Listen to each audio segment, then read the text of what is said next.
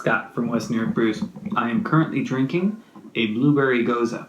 It's not a traditional goza for sure. It's 2-row and wheat, and I soured it using lacto from a blueberry probiotic, which is why it tastes like blueberry, and I threw in some pink Himalayan sea salt and some coriander during the boil.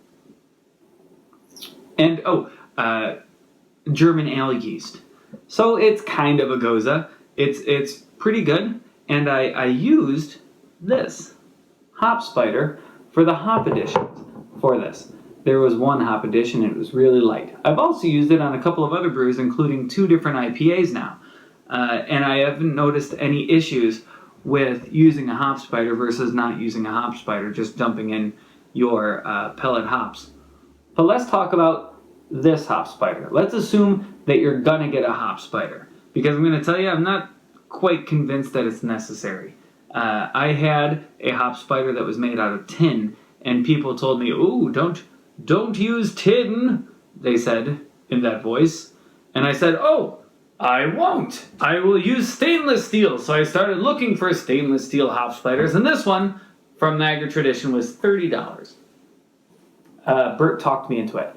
$30. It's about 8 inches in diameter. It's a cylinder. It's not tapered. It sits there in your kettle, and you throw your hops in there, and then you take it out, and your hops are no longer in your wort, which is great, except now they're in this screen, which I don't think has to do with Mangrove Jack's hop spider. I think that's just a hop spider thing. Then you have hops all through the screen, which are difficult to clean.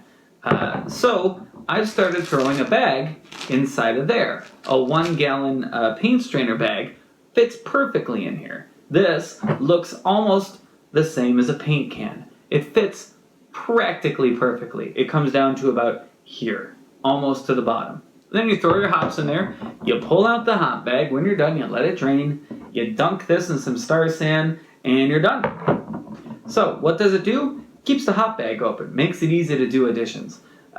What doesn't it do? I mean, that's all it does, right? It keeps your hop bag open. You could use it without a bag. I wouldn't suggest it because you get all the gunk right here through the screen. Again, I think that's a hop spider problem. I don't think that's a Mangrove Jack problem. So would I buy a hop spider again for $30? Probably not. If I were going to buy a hop spider, would I buy this one? Yeah, and here's why. It was local. Mangrove Jack is not local, but I could get it from my local homebrew store. I think Mangrove Jack is out of Australia, if you're curious. But I could get it at my local homebrew store. It wasn't expensive. It's the same price as any other stainless steel hop spider. It's large enough to handle the hops in all the batches that I'm doing. I make 10-gallon all-grain batches. And it keeps the bags open for me, which really, that's all I needed to do, right? It does all of those things. It keeps the bags open for me. Otherwise, I would just be using bags. And, right, it keeps the bag open. That's what it does. So would I buy it again? Probably not. $30 I could have spent on something else. However, it does exactly what it's supposed to do, and it's not that expensive in the grand scheme of things, especially when we're talking about home brewing. So, I'm Scott from West New York Brews. Thank you for watching. Check us out at WNY Brews on Twitter, on Facebook, on YouTube, at WNYBrews.com, on iTunes, at the WNY Brews podcast every other week, the opposite week of these reviews. And I will see you on the next episode of the Tuesday Review. Thank you. Yeah.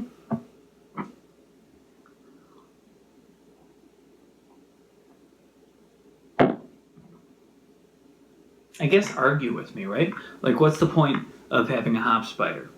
Write in the comments. Do you have a good reason to have a hop spider? Put it in the comments. Like now. And you should subscribe to the channel too, because I'm going to be doing this every other week. Thinking about talking about a big ass spoon next. You got one of those, right? Nice.